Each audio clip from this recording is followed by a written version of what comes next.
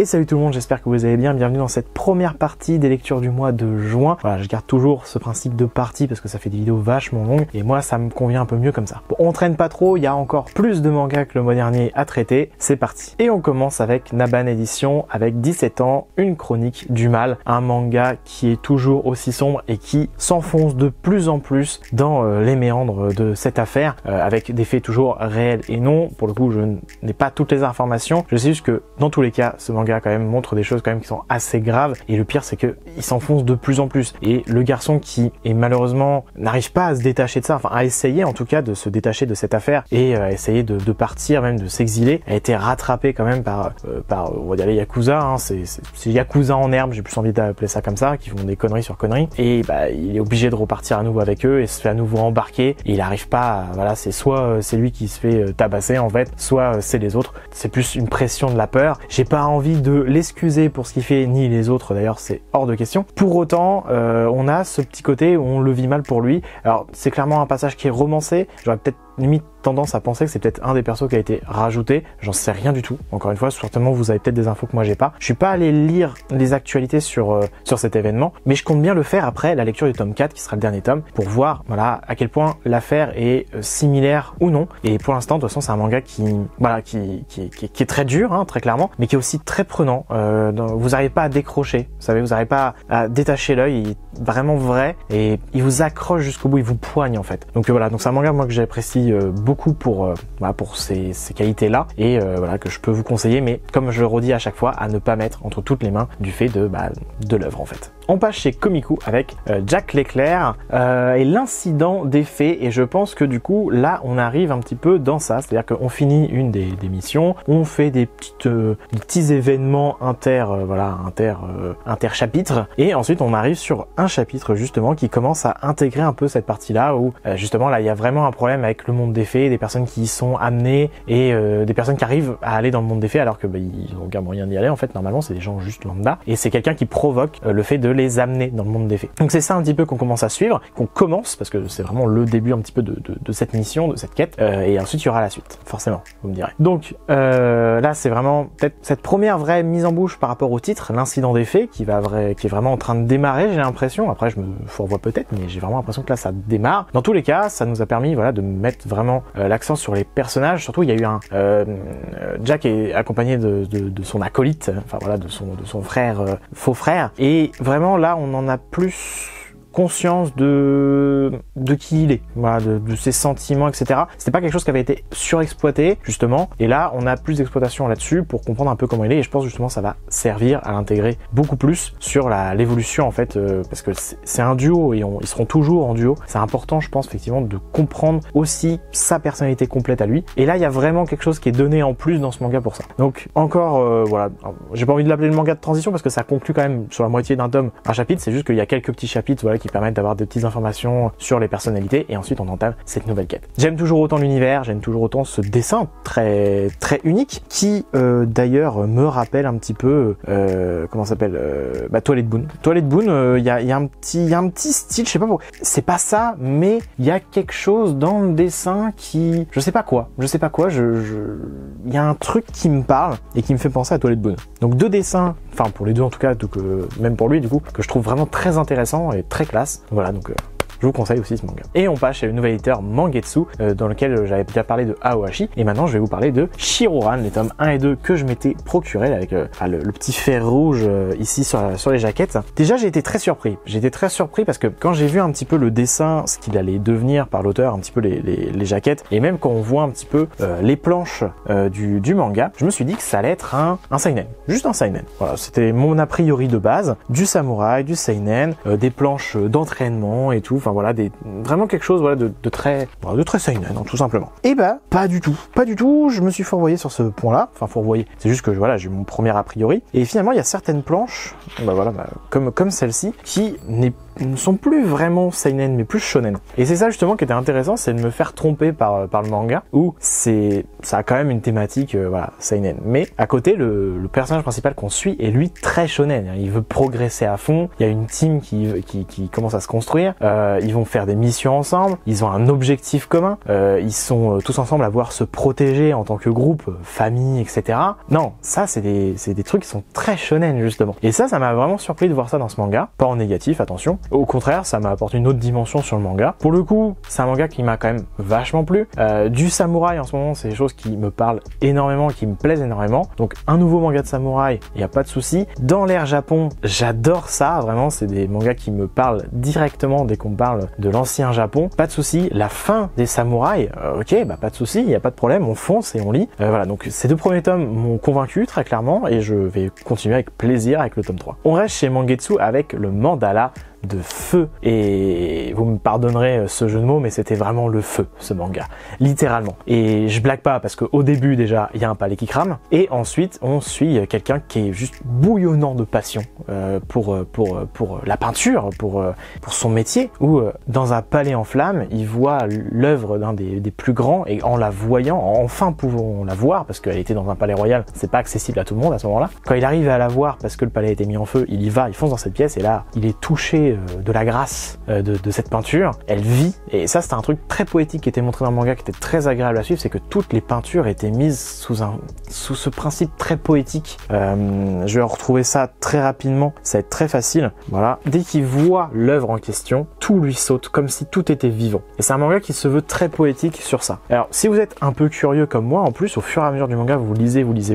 et vu que c'est un manga qui est basé sur des faits réels, sur des personnes qui ont existé, sur des choses qui se sont passées, produites au choix, et bah à la fin du manga, quand j'ai fini de lire, déjà j'ai avalé un peu, voilà, je l'ai ruminé dans ma tête et j'étais en mode waouh, la fin est quand même vachement touchante. Moi je préfère pas trop en dire, mais c'est vrai que d'autres personnes étaient assez d'accord. J'ai été sur le live de Mangetsu quand ça parlait du mandala de feu, et moi j'ai parlé, ils demandaient notre passage préféré, moi j'ai parlé du fils. J'ai juste dit ça parce que je voulais pas spoiler, je voudrais pas vous spoiler, mais je dis que le passage le plus pertinent pour moi et le plus magnifique, c'était le fils. Et il y a plein de gens dans le chat qui étaient absolument d'accord avec ça, c'est-à-dire que ça les a autant touchés que moi, et il faut avouer que ce passage-là était fou, et c'est même la peinture du fils, et j'en dis pas plus sur cette partie-là, qui m'a le plus du coup touché par sa création, comment elle a été créée. Et moi à la fin du manga, j'ai été reprendre pour aller voir toutes les œuvres en plus. Après j'ai été voir sur internet, j'étais trop curieux, et c'était vraiment très agréable de voir du coup les œuvres dont on nous parle, qui existent dans la vraie vie, et j'ai pu les comparer et les regarder et voir quel impact ça a pu avoir ou non sur ça. Surtout en plus, je suis quelqu'un qui est plutôt attiré par l'art, plutôt on va dire traditionnel. J'ai pas trop les mots parce que j'ai pas les mots genre contemporain, etc. Je peux kiffer une œuvre d'art d'une époque et ne pas kiffer celle d'à côté qui est de la même époque. Mais ensuite, on me change de 1000 ans et il y a pas de souci, je peux aimer un truc. Je suis un peu bizarre, j'ai pas d'époque favorite. Il faut juste que l'œuvre me parle. Et je pense que c'est pour ça que ça m'a autant touché ce manga là-dessus. C'est que quand lui il est touché et que voilà, encore une fois de manière très poétique, ça a l'air de vivre et tout. Moi, c'est un peu ça mon ressenti quand je vois une œuvre d'art qui me plaît. Je la ressens vraiment. Ça me touche directement. Et ça doit être ça pour les gens quand ça leur plaît et qu'ils restent bloqués sur une œuvre. Ça doit être exactement la même chose. Enfin, en tout cas, c'est ce que je m'imagine. Et ouais, c'est tous ces petits trucs un peu que je pouvais déjà m'identifier. Et ensuite, parce que, comme je l'ai dit juste avant, pour Manga Shiroran, c'est une époque qui me parle énormément et j'adore le Japon, donc ça aide au fait d'entrer et de m'immerger à fond dans ce manga. Donc oui, je vous le conseille aussi, mais voilà, vous savez aussi, vous connaissez à comprendre un petit peu aussi comment je fonctionne et ma personnalité. Vous savez que c'est du manga qui est taillé pour moi, comme Shiroran et comme d'autres qui existent naturellement. Et oui, je vous le conseille naturellement. Et on passe chez Kurokawa avec moi quand je me raconte en slime, manga que je trouve toujours aussi sympa et qui surtout reste sympa. Reste sympa parce que j'avais un petit peu peur, je vous en avais parlé, de quelque chose qui pouvait potentiellement casser le manga vraiment. Et non, ils ont rajouté des conditions, je mets des conditions au fait de... Bon là du coup c'était dans le tome... quoique, est-ce que c'est dans ce tome là? J'ai un doute. Ok, d'accord, donc j'en parle pas. Sinon c'est du spoil un peu violent. Mais bon, la chose qu'il est en train de préparer dans le tome dont il parle dans le tome 13 et 14, hein, on est d'accord, mais qu'il arrive ou non à faire dans le tome 15, dans tous les cas, il y a des règles. Il y a des règles qui sont strictes, donc logiquement ça pourra pas se repasser, ou si ça se repasse, ça sera pas aussi facilement. Lui-même a énormément évolué, hein, il est devenu ce qu'il est devenu, toujours pareil, hein, j'évite le spoil. Mais ça apporte un vrai gros truc, c'est que sur la fin du tome, clairement il y a quelque chose qui va se passer, et j'ai été voir par curiosité juste la jaquette du tome 16, ça a confirmé ce que je pensais, donc ça va se passer sur le prochain tome. Disons que quelqu'un du tome 1 va revenir, après vous pouvez essayer de fouiller, de chercher, machin, mais quelqu'un du tome 1 va revenir enfin, j'ai envie de dire enfin, et je pense que ça va être très cool. J'ai très envie de voir la confrontation entre les deux, et surtout j'ai très envie de voir la réaction des autres, parce que logiquement c'est un cataclysme. Bref, manga que ça me rassure un peu et toujours aussi sympa, sachant que ça m'aurait dérangé, je suis pas beaucoup d'isekai, donc ça m'aurait dérangé que celui-là devienne pas bon pour moi, et du coup je dois l'arrêter alors qu'on est déjà au tome 15 quand même. Ça m'a rassuré. On passe chez Kazé avec The Promised Neverland, le dernier tome de la série. Bon, déjà je suis obligé de commencer par ça, j'ai été un petit peu choqué, surpris plutôt, des dires sur Twitter, etc., sur le fait que fin de merde, fin ratée, gna gna gna, etc. Beaucoup trop de gens se plaignent des fins de manga. C'est énorme, hein. Beaucoup trop de gens s'en plaignent. Elle était très bien cette fin. Non, franchement, elle était très très bien. Elle se conclut comme elle doit se conclure. Il n'y a pas eu d'entourloupe par rapport à ce qui avait été dit sur les tomes d'avant. Il s'est passé ce qui devait se passer. On savait que ça se passerait forcément bien. Je veux dire, c'était préparé depuis plusieurs tomes quand même, le fait que tout commençait à bien se positionner et tout bien se modéliser. C'est ce qui s'est passé dans ce tome. On a eu la conclusion, on a eu quelqu'un qui était face à lui-même et face aux horreurs qu'il a commises, il s'est écarté lui-même. On a les enfants qui ont réussi leur mission, donc ils arrivent à l'accomplir jusqu'au bout. On a le nouveau pacte qui a été scellé et il y avait une condition. Naturellement qu'Emma avait menti, c'était obligé, hein, fallait pas se mentir, obligé qu'elle mente et qu'il y avait une condition forcément. Mais elle n'a pas menti, ils sont bien tous retournés dans le monde des humains. Ça sera le seul spoil que vous aurez, parce que c'est pas vraiment un spoil pour moi, parce que c'est quelque chose qui est tellement préparé en amont depuis 3-4 tomes que ça n'est plus du spoil pour moi. C'est juste que, ça par contre je vous en dirai pas plus, tout le monde retourne dans le monde des humains. Mais il y a un élément qui fait que ça rend pas forcément tout le monde heureux. Les humains de leur côté n'ont rien à redire, il y a pas de souci là-dessus. C'était la fin du manga, je veux dire, il y a des gosses qui arrivent dans le monde des humains, forcément que tu vas les aider. De toute façon c'était un clan spécifique qui gérait ça, les humains étaient pas forcément même au courant qu'il y avait des enfants dans les fermes, etc. C'était même pas forcément vu par le commun des mortels. Bref, la fin est touchante, attendrissante, ça fait plaisir, ça va être pas facile pour eux. Je trouve que c'est une fin qui du coup laisse en plus une petite fin ouverte sur comment eux-mêmes vont reconstruire leur vie. Et clairement, on n'avait pas besoin de ça. On avait une quête, une mission, un objectif, qu'ils s'échappent, qu'ils retournent dans leur monde. C'est accompli, c'est fini. C'est une très bonne fin. Moi, ça m'a marqué sur la fin. Voilà, j'étais un peu triste sur cette fin, qui est pas triste de tristesse, mais ça se finissait. C'était touchant, vraiment, la relation, voilà, ce qui était en train de se passer sur la fin, sur ce dernier chapitre. C'était quand même, c'était pas forcément facile. Et moi, ça m'a touché, et ouais, j'ai bien aimé. Et du coup, Promised Neverland, pour moi, dans son intégralité, c'est une très bonne œuvre à lire. Voilà, attention, parce que j'ai les infos sur la saison 2 où ça s'écarte littéralement du chemin du manga et que ça devient vraiment, mais apparemment vraiment pas fou du tout. Donc profitez-en.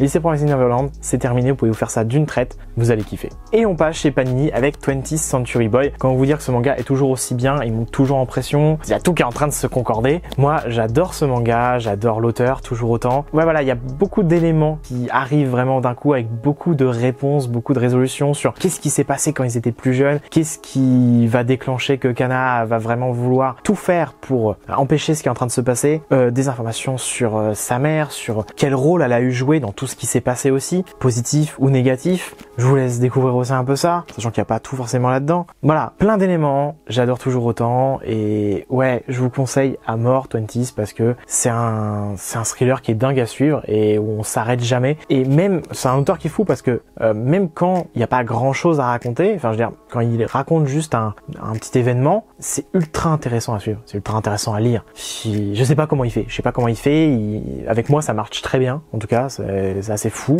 Lisez du Urasawa. Delcourt Tonkan, on passe chez eux avec Xyrose. Quoi dire, non, pour le coup, non, ça y est, ça m'a terminé. Ça m'a terminé, excuse sur excuse pour mettre du ecchi. Il y a plein d'ecchi qui existent.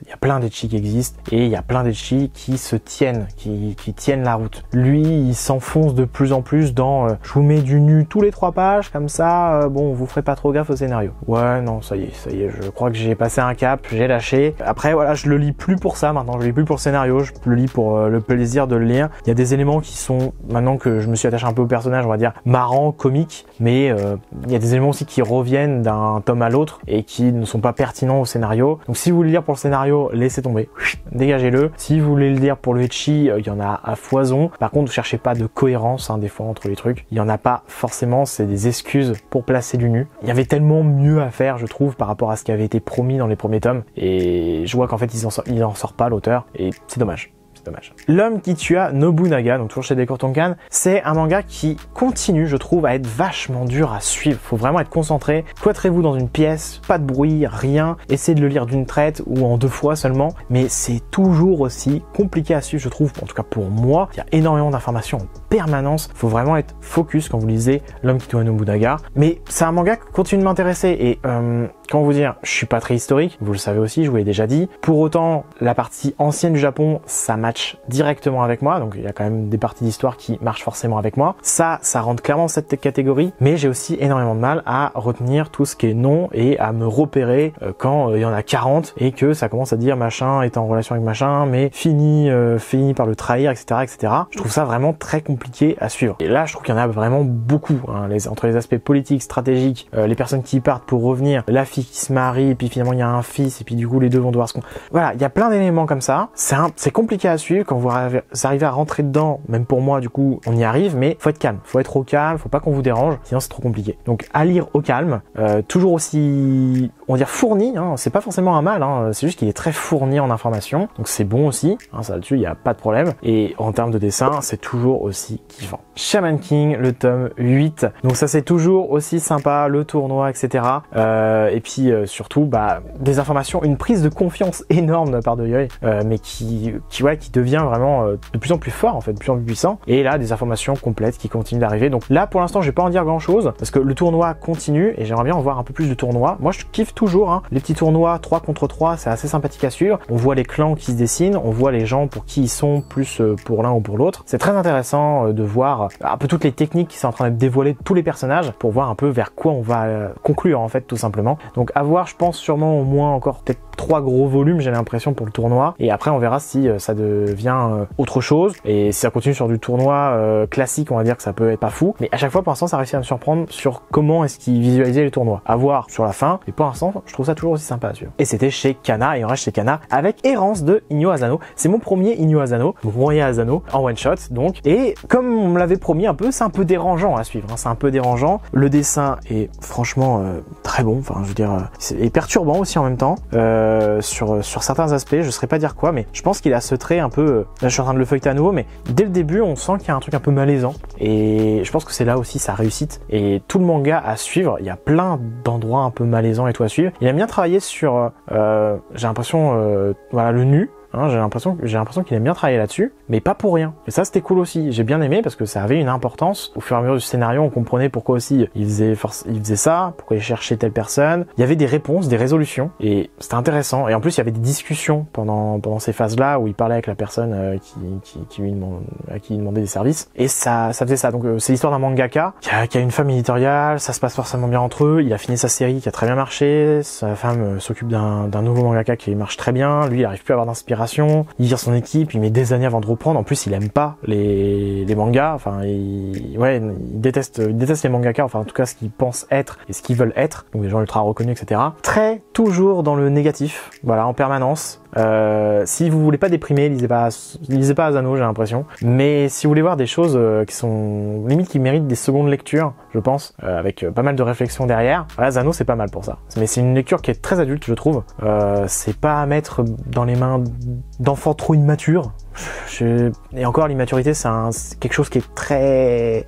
vous savez vous-même, je pense, où vous placez, hein, très clairement. Vous savez si vous êtes capable de lire une œuvre ou non, je pense. Mais si vous êtes du genre ultra fan de Shonen Neketsu, par exemple, et que vous n'arrivez pas à lire autre chose, laissez tomber. Laissez tomber, c'est pas pour tout de suite. Si vous êtes en train de découvrir des nouvelles choses, attendez peut-être un petit peu. Si vous êtes déjà un gros lecteur de plein de choses, je pense que vous pouvez foncer directement. Et si vous n'avez pas peur et que vous voulez tester parce que mon avis, c'est que le manga est bon et que c'est juste ça qui vous intéresse, et allez-y. J'ai rien d'autre à dire. Et on passe chez Kion avec, dans un premier temps, Vigilante, le spin-off de My Hero Academia. Donc ça, c'est toujours aussi sympa. La première mission, on va dire, se termine. Ce qui est très intéressant, en fait, c'est de voir, là, en l'occurrence, on est sur l'enfance, en fait. L'enfance du mec Time Clock, là, je sais plus comment il s'appelle, O'Clock, je sais plus. Le mec avec le timing. Et on voit l'enfance, par exemple, quand elle est écolière de Rabbit, là. J'ai oublié son nom de super-héros, mais celle qu'on voit dans les derniers tomes, un peu, et qui est la seconde, ou la troisième super-héros, la plus forte. Et elle est folle, elle est vraiment folle. c'est génial de suivre un peu ça, et c'est exactement l'idée que je m'en fais en fait, quelqu'un qui est ultra bourrine et qui fonce à fond. Ce manga-là, je trouve, c'est vraiment le côté qu'on connaît pas, genre le marché noir en fait. C'est vraiment ce qu'on connaît pas de My Hero Academia, et c'est vraiment intéressant à suivre. Je sais pas si vous êtes laissé tenter par ce spin-off là. J'ai pas tenté le deuxième, mais celui-là, en tout cas, je trouve vachement pertinent pour comprendre d'autres choses sur l'univers. Alors, si vous êtes intéressé pour avoir plus de lore en fait, parce que si c'est des choses qui vous intéressent pas, donc le lore, le background, hein, l'univers, plus d'informations quoi, et ben je pense pas que ça vous intéressera. Moi qui est très friand d'avoir plus d'informations toujours sur un univers, bah, c'est des choses qui me parlent énormément. Enfin bref, Vigilante, moi j'acquiesce. Jujutsu Kaisen, le tome 9. Quoi vous dire.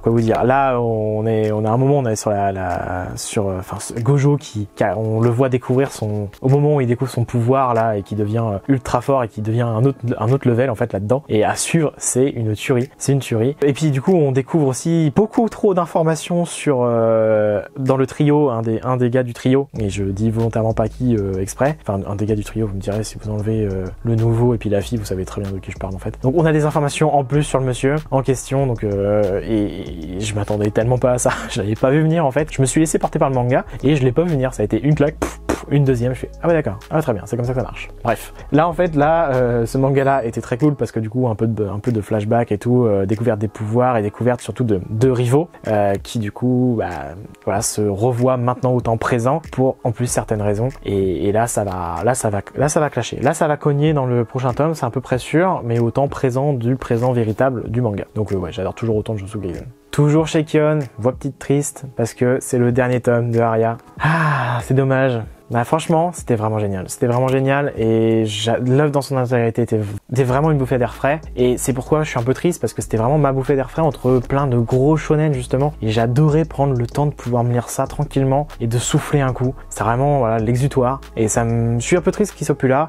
Ce qui est très intéressant, enfin ce que j'ai trouvé comique, intéressant que vous voulez, c'est qu'il y a 7 tomes et qu'à un moment ça parle des 7 merveilles de Néo Venise, et que justement c'est le dernier tome, et c'est le dernier tome qu'on découvre, et c'est du coup le dernier, et j'ai trouvé ça ultra parlant parce que en fait le roi chat, on peut plus le voir après cette fois, et nous c'est pareil, après le 7e tome on pourra plus voir rien. Voilà, après il y a l'animé et tout, voilà, mais j'ai trouvé ça ultra pertinent. Je sais pas si ça a été fait exprès ou pas, effectivement d'être réuni en 7 volumes au Japon puis du coup ici en France, mais du coup je sais pas si ça avait été fait exprès en fait, et si c'est fait exprès, je trouve ça génial. La conclusion est plus triste que ce que je pensais, enfin je sais pas, je pense que c'est selon la vision des gens, mais je trouve pas que tout se porte forcément de la meilleure des manières, mais je comprends en même temps un petit peu ce qui se passe, et puis on voit l'évolution, et puis les gens grandissent en fait tout simplement, et les gens évoluent, voilà. Et comme le manga, nous aussi il faudra qu'on évolue. Mais ouais, non, j'ai beaucoup aimé Aria, et je vous conseille ce manga si vous voulez respirer un peu. Le tome 17 de Beastars. Ah, s'il vous plaît, lisez Beastars, mais s'il vous plaît, lisez-le. Mon Dieu. Bon, c'est super intéressant toujours.